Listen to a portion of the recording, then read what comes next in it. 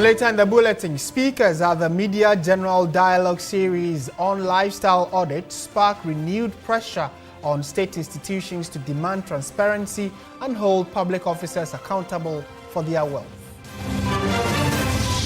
Later in business news, Ghana Association of Banks call for cautious 100 basis point rate cut from Bank of Ghana as Monetary Policy Committee readies for its announcement on Wednesday.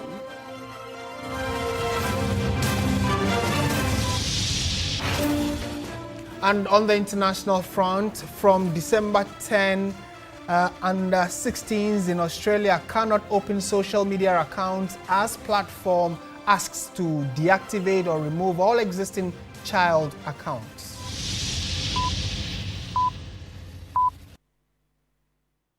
We are live around the world on 3news.com and also streaming on Facebook, so be a part of the show. Let's hear from you. We begin from the courts where lawyers for embattled Member of Parliament for Pandai, Matthew Nyindam, have filed a motion for a stay of execution challenging the decision of the Tamale High Court ordering a rerun of the parliamentary election. The Tamale High Court on Monday ruled that the Pandai constituency election be rerun within 30 days.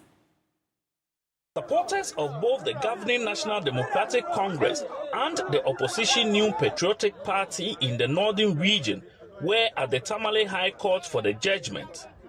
The petitioner, Daniel Nsala Wakpal, and the first respondent, Matthew Nyindam, were both present in court. The court, in a short ruling, ordered a rerun of the Pandai parliamentary election within 30 days. Counsel for the Pandai Member of Parliament, Sylvester Isang, told journalists he has filed a motion appealing the ruling. We respect the decision of the court, but we strongly disagree with the judgment, and we have already shown our aggrievement by filing a competent notice of appeal, and we've added a motion for stay of execution. Lawyer for the petitioner, Nick Bakpo Samoa Adu, believes the court was right in its judgment. The fairness of the entire thing, including the ample evidence that there was complete destruction of the biometric verification system and all that, the only alternative would be to rerun the election. And so we are very happy that the court has ordered that within 30 days, the election should be rerun. We are prepared to get to the ground, prepare for the election, and at the end of the day, you know what my election director said? We want to set the ball rolling, and the seat will return back to NDC. In a brief interaction with the media, Matthew Nyindam said he disagrees with the ruling. I'm not afraid, let me put on record, that for a run, you see, if genuinely we have to run, we won't have a problem. But if you decide to pave your way through, because you think that you are in government and you can use state powers to be able to coerce the people to vote for you, that's where we have a difficulty. In any case, he came to court with 41 polling stations. And these 41 polling stations are areas that I won with huge margins. On January 30, 2025, the NDC parliamentary candidate in the 2024 parliamentary election, Daniel Nsala Wakpal, filed a petition at the Tamale High Court challenging the declaration of the New Patriotic Party's Matthew Nyindam as the Member of Parliament-elect for the Pandai constituency. According to the petition, the results of the parliamentary election as declared by the Electoral Commission were invalid due to irregularities and inconsistencies contained in some of the pink sheets. In the suit filed at the High Court, the former Pandai lawmaker stated that Forms 8A, Regulations 32.7 and 39.2 for 41 out of a total of 152 polling stations contained several inconsistencies and irregularities. Daniel Nsala Wakpal was seeking an order from the Tamale High Court to set aside the declared results in the affected polling stations and a rerun of the election in those areas. In the midst of the court ruling restraining the MP from holding himself as MP, the man at the center of it all, that's Matthew Nyindam, took to Facebook to encourage his supporters and his constituents, and this is what he wrote on Facebook. He says, "Dear good people of Pandai, don't shiver, don't be perturbed, don't waver. We are a formidable team and nothing can break us. we will surely exhaust all the legal means. And that's what Matthew Nyindam wrote on Facebook after the ruling. From Tamale, let's come to the Greater Accra region because the streets of the capital are expected to be busy again on Tuesday, the 25th of November, with another protest. And this time around, it is against the Special Prosecutor, Kisi Ejabeng. And Yonam Haliga details what the planned protest aims to achieve. We didn't watch him leave. We were powerless. That is the truth. We were powerless. We saw him leave, but we couldn't prevent him from leaving at the airport. That comment is proven to be the final nail in the coffin for Ghanaians who say they are yet to see any action since the office of the Special Prosecutor was set up. Since then, pressure continues to pile on both the Special Prosecutor and the office with calls for a complete dissolution of the institution. The latest in that pressure is a planned protest dubbed Agronifim, questioning why high-profile crimes are yet to see the light of day. The theme for this demo is Agronifim. We are marching. We are wearing our red, black. I beg me, I wear my gown like this and I will go. This guy, yes, I wear the same gown and I will go and present my case. And if he doesn't listen and doesn't take it, then we'll know the sort of president he is. Lead convener of the protest, Apostle Abraham Labi Lincoln, wants the office scrapped and the OSP, Kisi Ejabeng, to resign. Let us march. We are marching straight to Jubilee House. Then we petition the president. President, Kisi, we don't hate him. We don't have a problem with all that place. Either it will be dissolved and reformed or sack all of them. Kisi needs to be prosecuted. He even said needs to be investigated. Private legal practitioner Martin Pebu, who is backing the protest, wants Ghanaians to join the demonstrations. As we talk now, there are 15 petitions for the removal of Kisi Ejabeng. When was the last time you heard 15? Even, the other persons who are subject to Article 146 proceedings. I've never heard of 15 petitions. So that tells you that there's something wrong. While the pressure builds, the former NDC Member of Parliament for Tamale Central, Inusaf Hussaini, wants Ghanaians to rather support the office in delivering on its mandate. That people must understand that fighting corruption is a difficult task. And no one must underestimate the ability of people who have acquired wealth illegally to use their tainted wealth to corrupt other institutions of accountability. You must understand that. Now, they also have the ability, because of the wealth that they have, the money that they have gotten through corruption and corruption-related activities, to hire the best lawyers. That makes the fight against corruption an onerous tax. And that's what we must understand. So the office of the Special Prosecutor does not need condemnation. It needs encouragement. The protest is expected to start from the Obras Ward in Accra and end at the Jubilee House, where the petition will be presented to the President. Enyonam Haliga, TV3 News, Accra. Meanwhile, lawyer Martin Pebu has responded to a statement by the Office of the Special Prosecutor over claims that he refused to honor an invitation sent to him to report to the OSP on Friday. He described the act as shameful, saying the move was made to tarnish his reputation. He says they invited me for Friday and I didn't show up. That's wrong. It's something to say they attempted to invite me for Friday and it failed. That's what you should be saying. The notice itself was late. It was on Thursday. No wonder it failed. On Thursday, you are looking for a senior lawyer like me to come to your office on Friday. That's too short. No wonder. Friday, they brought me a notice at close of day. It was around between 5 and 6 p.m. That's when I received the notice. I should come on Tuesday. That is reasonable. So it's unbecoming of Sami Darko to go and say that they invited me, I didn't come. How do you look for me Thursday afternoon that I should appear at the OSP on Friday? For what? What's the urgency about it? So I think this is very shameful to have come from Sami Darko. A lawyer should not behave like that. So I've received the letter. So they brought me a letter, like he himself has said in the interview, that I should come on Tuesday afternoon. And I would be going. Why am I scared? I would not be scared at all. What I said, I still stand by it. Let's shift our attention to one of our headline stories. And speakers at the Media General Dialogue series on lifestyle audit have sparked renewed pressure on state institutions to demand transparency and hold public officers accountable for their wealth. Panelists also called for fresh laws and rallied government to enforce existing ones.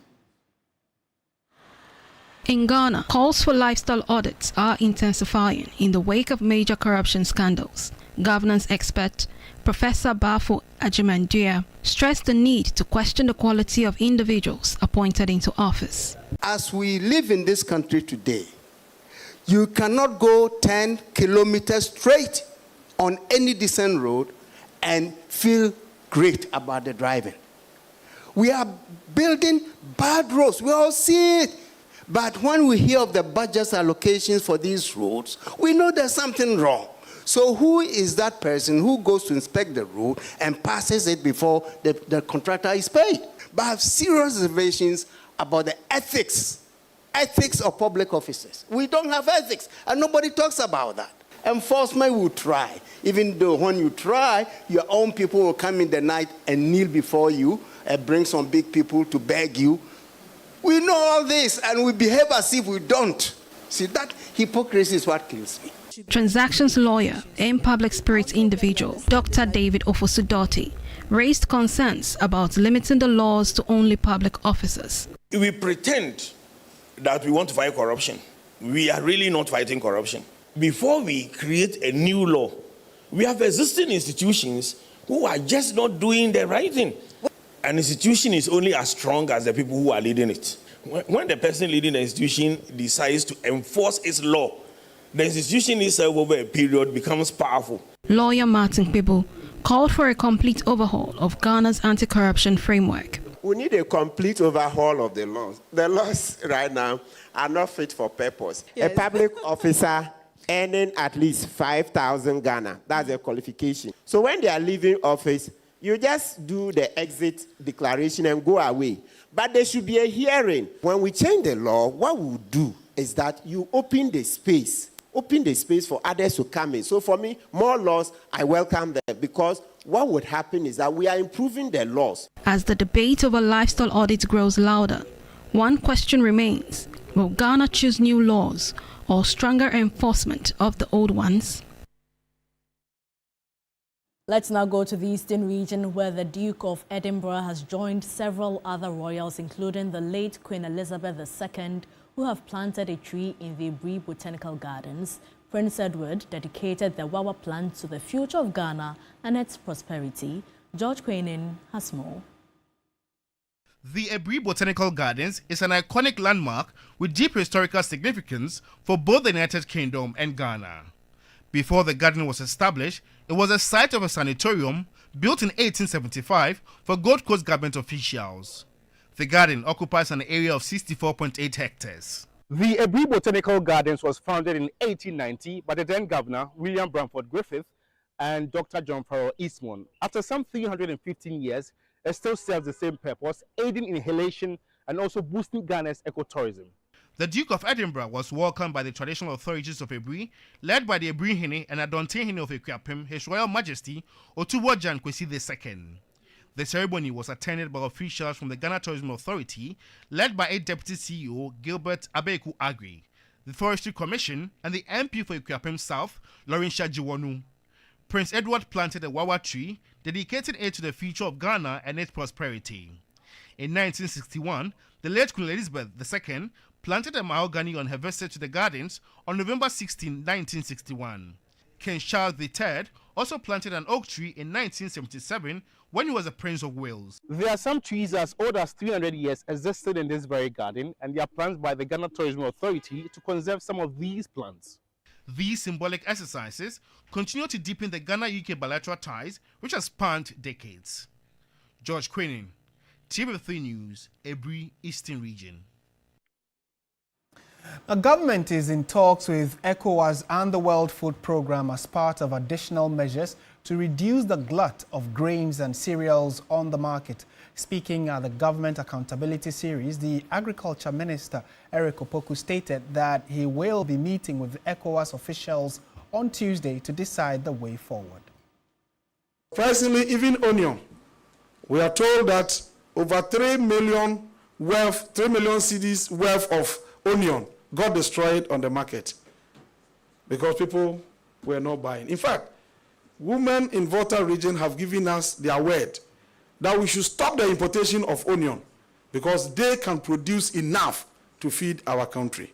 During the beginning of the season, we anticipated that there will be glut on the market, but we were unable to anticipate the quantum of glut.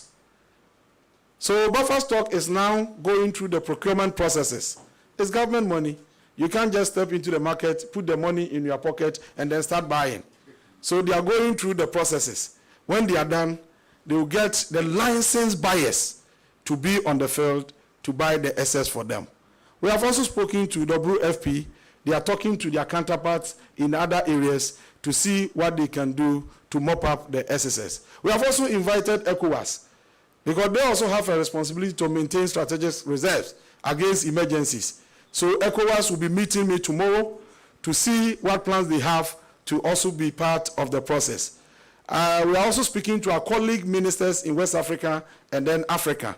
Some of them have shortages and they want to see what they can do to buy to support their storage of cereals in those areas. But this is the first time we have experienced such situations, glut in over 2 or 3. In more news tonight, teaching and learning for colleges of education across the country have come to an abrupt halt as the Colleges of Education Teachers Association of Ghana commenced a nationwide strike action on Monday, November 24. This arose from the association's claims of government repeated lapses in fully implementing the binding arbitral award, among other outstanding arrears. Noura Mohammed reports. In the latter part of last month, the Colleges of Education Teachers Association of Ghana, CETAG, threatened to embark on a strike if government did not fulfill their requests to implement an arbitral award granted by the National Labour Commission, NLC, in May 2023. As such, they have followed through with their threats and declared a nationwide indefinite strike action effective Monday, November 24, 2025. They have also accused the government of failure to keep to its promise after downgrading teachers post their migration onto the public university salary structure. Wahab Zulika is the local chairman of the association. 2019, that's during the COVID era, we taught for almost throughout the year, which the government promised to compensate that with 1 month salary. Till date, none has happened. But with Accra College, we had a part payment. But almost about 36 of our colleges have not received anything. 2022-2023 research allowance top-up. Up till now, the government has also not fulfilled that.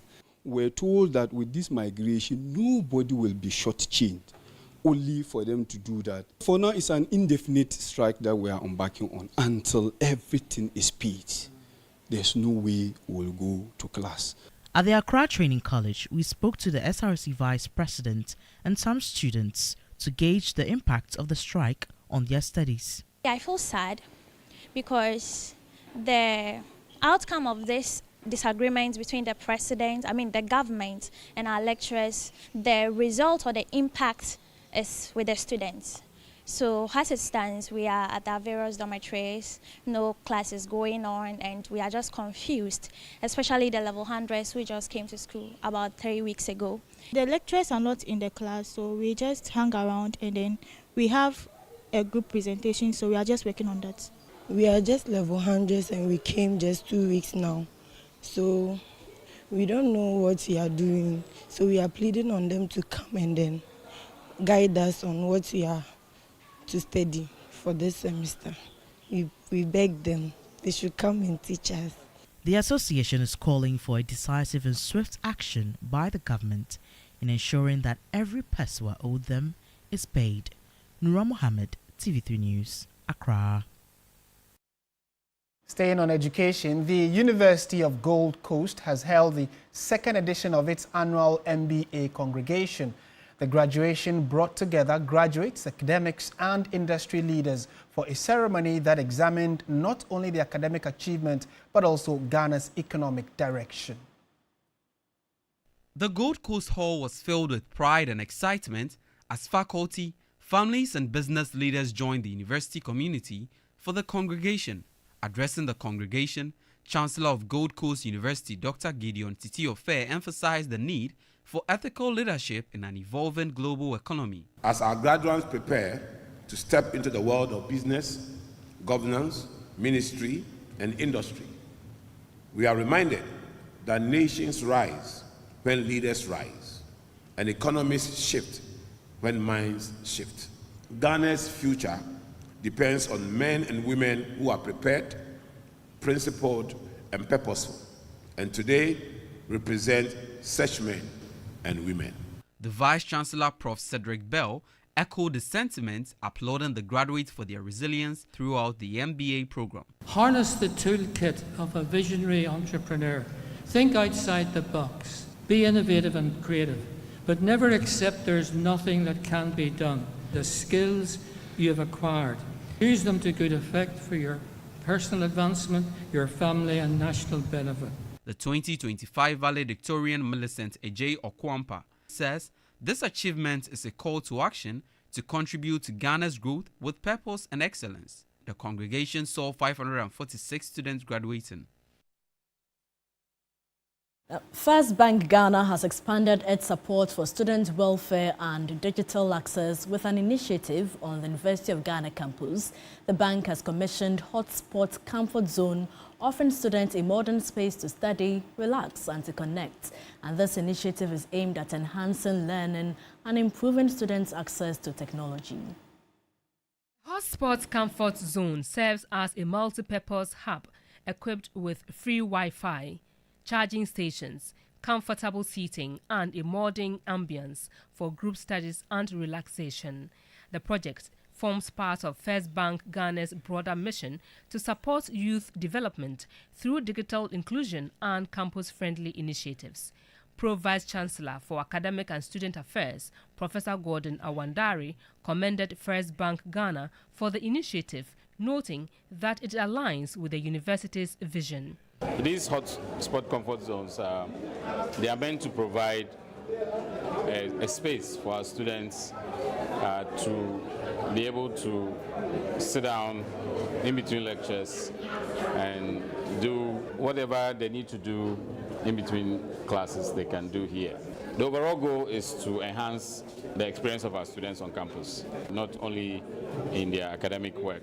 Group CEO of First Bank Nigeria and subsidiaries, Olusegun Alebioso, highlighted the project as part of the bank's commitment to empowering young people through digital access and inclusive learning environments. We do believe that the youths, that the future of Africa, and that if you invest in their future, you're only growing Africa and growing the same set of people that will come and bank with you in the future. For us, this Digital Experience Center, we play a pivotal role in shaping learning, innovation, and tech development in the University of Ghana. Student representatives of the University of Ghana stressed that the initiative is a timely intervention and noted that the space will ease pressure on existing libraries and study hubs. The bank plans to replicate similar hotspots across other campuses nationwide. Stronger child protection systems, digital safety and inclusive opportunities for every child were topical recommendations as Ghana joined the rest of the world to mark this year's UNICEF World Children's Day. UNICEF Ghana calls for a coordinated nationwide response that ensures children are protected, empowered, and given equal opportunities to thrive. The commemoration comes at a time when reported cases of child abuse, defilement, trafficking, and online exploitations are rising across the country, sparking renewed pressure on government and stakeholders to act with urgency. The Ministry of Gender, Children and Social Protection, whilst condemning the recent attack on children, says it is rolling out new measures to protect victims. We come together not only to celebrate our children, but to reflect on our collective responsibility to ensure that every child in Ghana can grow up safely, healthy, educated, protected, and empowered to realize their full potential and aspirations. At the national celebration in Accra, Children use poetry, music, and art to highlight how violence affects them and call for urgent steps to be taken to protect their interests. This is not just a music to listen and have fun and catch cruise with, but then again, it speaks so much about what we can do for our children to set a good pace for their future. UNICEF representative to Ghana urged government to enforce the law on child protection. And what we are seeing today, we are seeing a great progress that we are very proud of. And I know that the government of Ghana is so committed to continue the journey that until every right is met for every child. And that commitment is really admirable, and that's what I really particularly hail about Ghana. And I always say, Ghanaian children, you have to know that you are very lucky to be Ghanaians.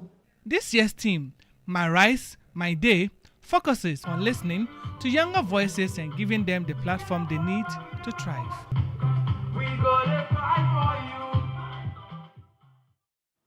Still watching News 360 on TV3. Stay with us. Business, sports, and entertainment are all coming up.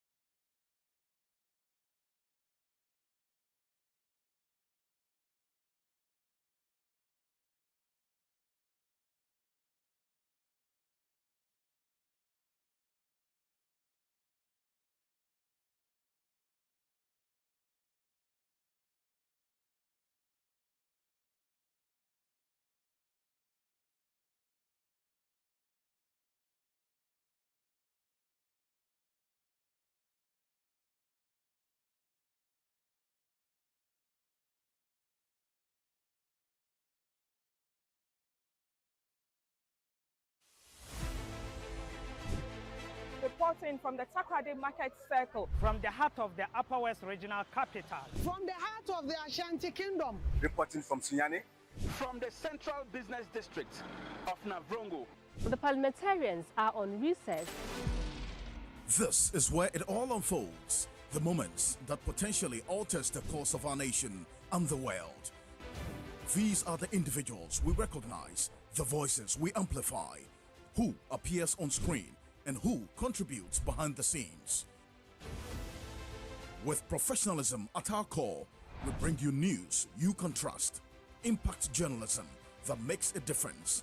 This illustrates how diverse perspectives enhance our strength and reinforces our mission.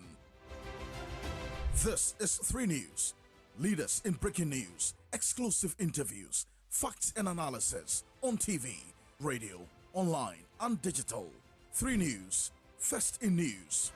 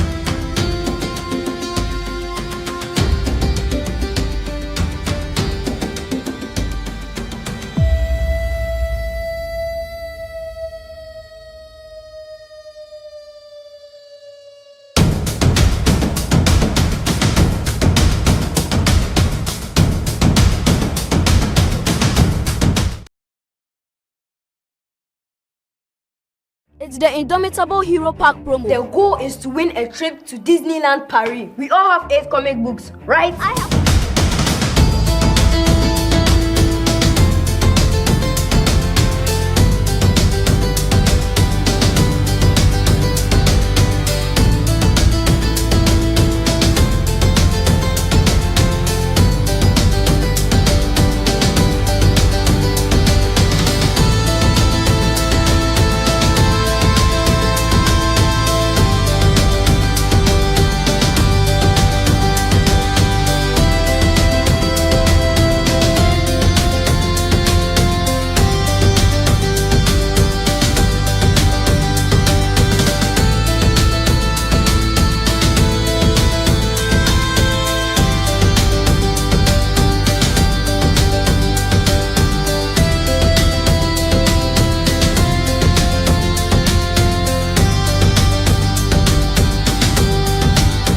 Segment here on News 360. I am Michael Obudu.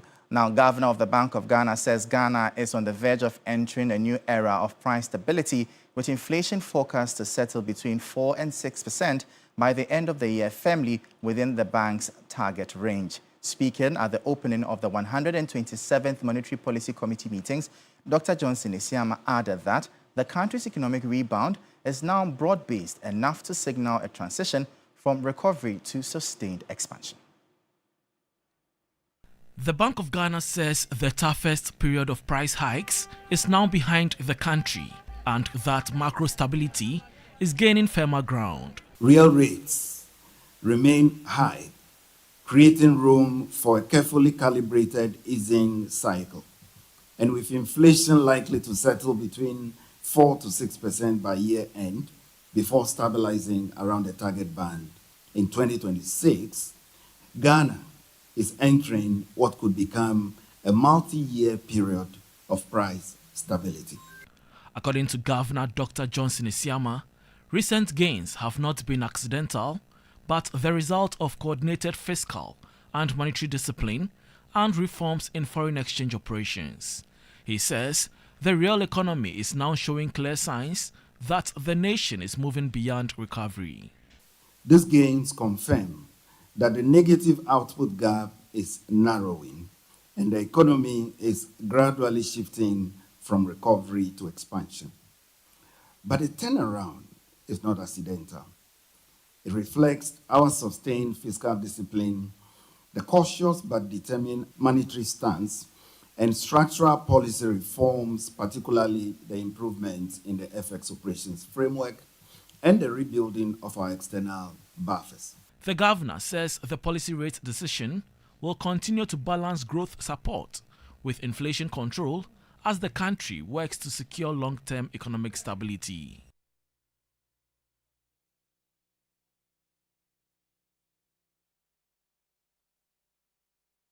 Now, President Mahama has stressed the urgent need to decentralize the operations of the Comptroller and Accountant General's Department.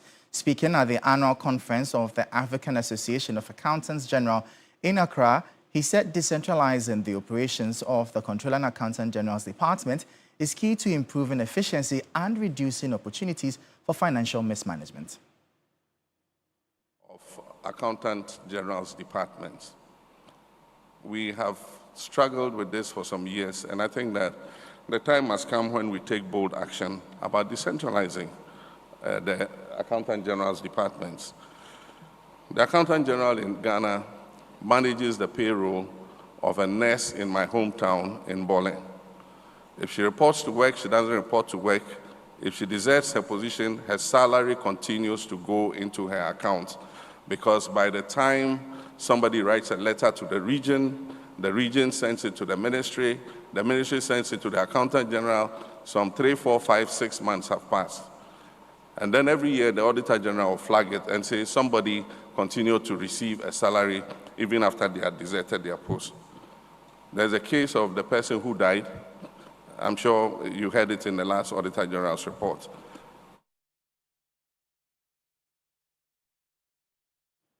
To more stories now, and the Ghana Association of Banks expects the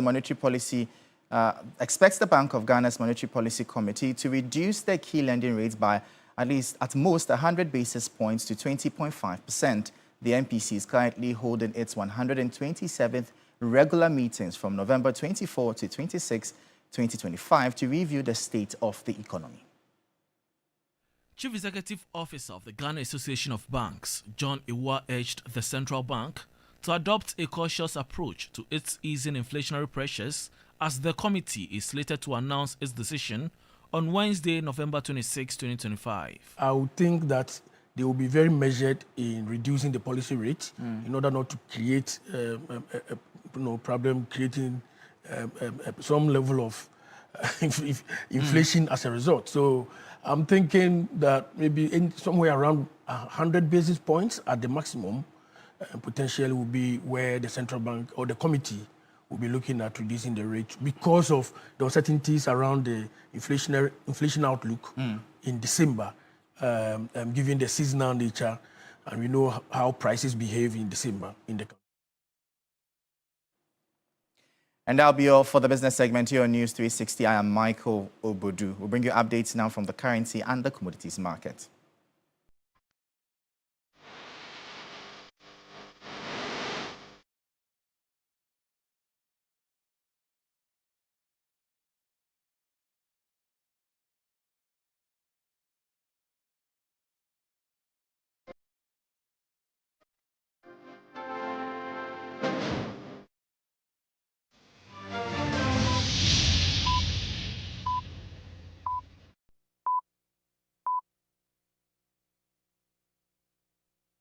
When you're going to buy a place, don't look left, don't look right.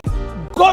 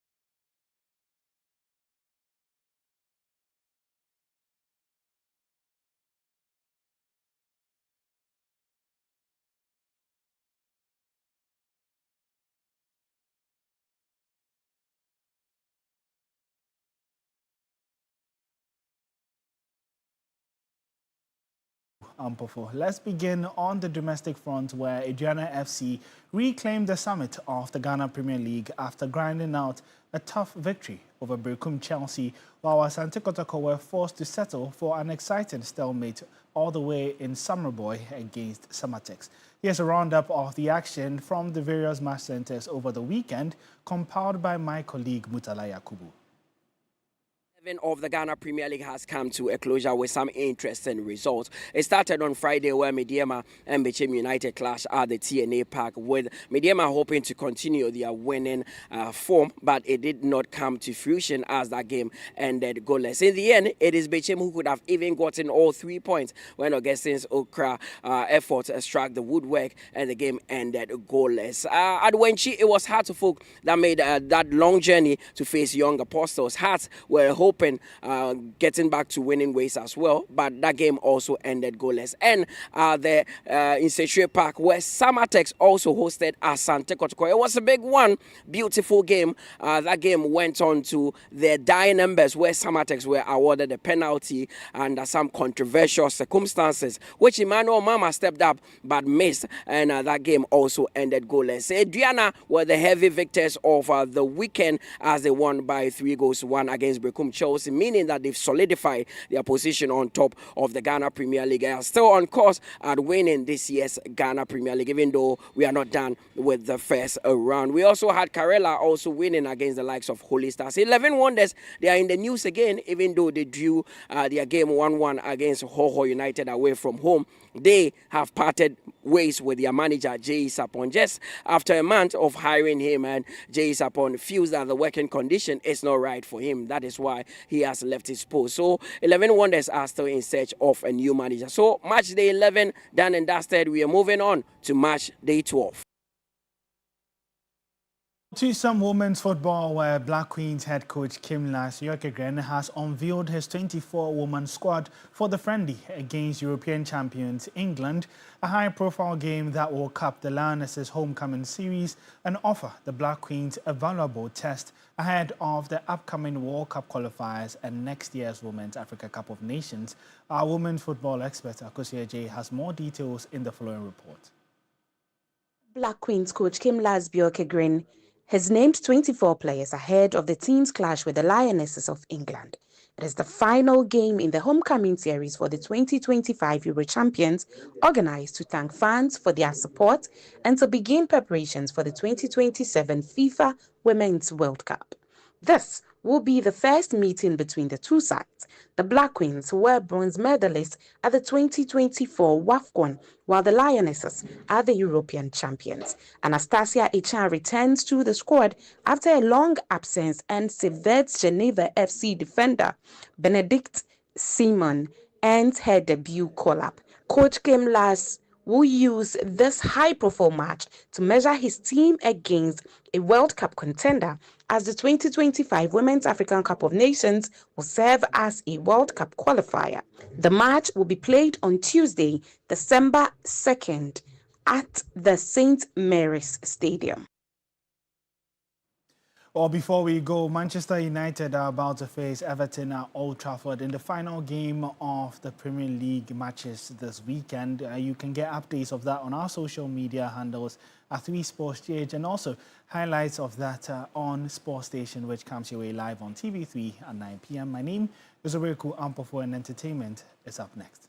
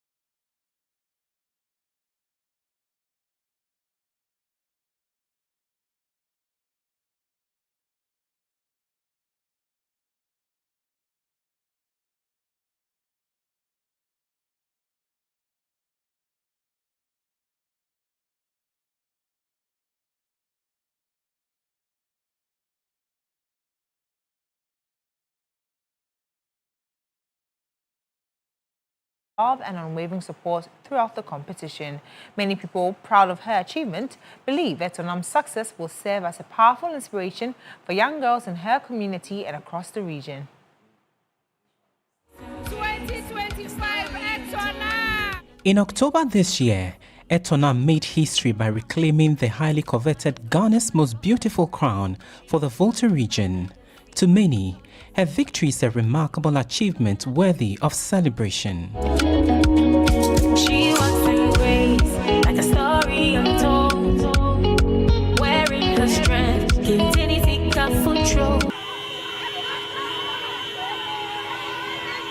The streets of Sogakope came to a standstill as Etonam moved through the township to thank residents for their prayers, love, and votes during the show. She is fire, she is rain, she is the smile you see after pain. The atmosphere was electrifying. The streets beamed with smiles as die-hard fans, including older women, poured out to welcome her in a grand style. The euphoria continued in Adidome, where massive crowds gathered to celebrate her triumph.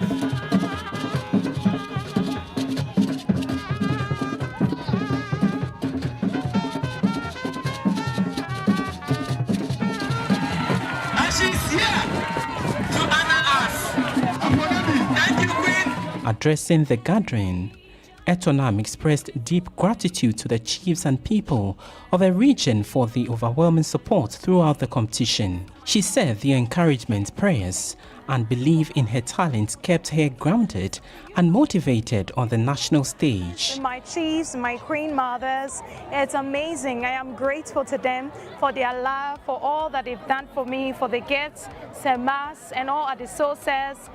I mean, the whole community and Volta region at large. And also many people proud of her achievement believe Etonam's success will serve as a powerful inspiration for young girls in her community and across the region. Life dealt you lemons. You refused to allow it to set your teeth on edge. You made lemonade out of it. Today, look at what we see. Congratulations. Etonam's story is telling us that no matter the challenges we face in life, we will surely go through and become whoever we want to be. So we must all persevere, be hardworking, we must be excellent in whatever we do and be disciplined, just as our core values.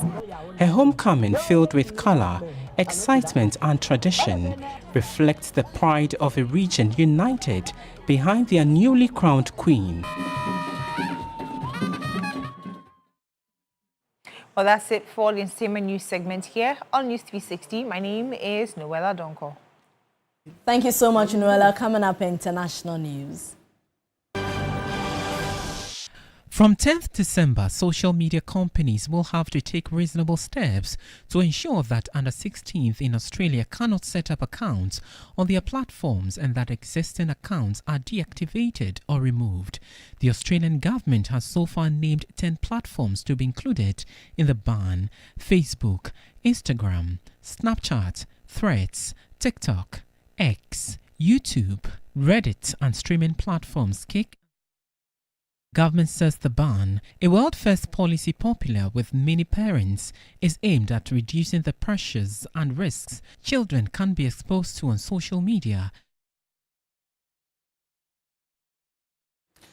Well, that's how we bring the bulletin to an end. Thank you so much for watching. I am Martin Esiedu Datin. And I am Portia Gabodu. Join the sports station team at 9 p.m. as well as 10 p.m. There's Ghana Tonight. Good evening.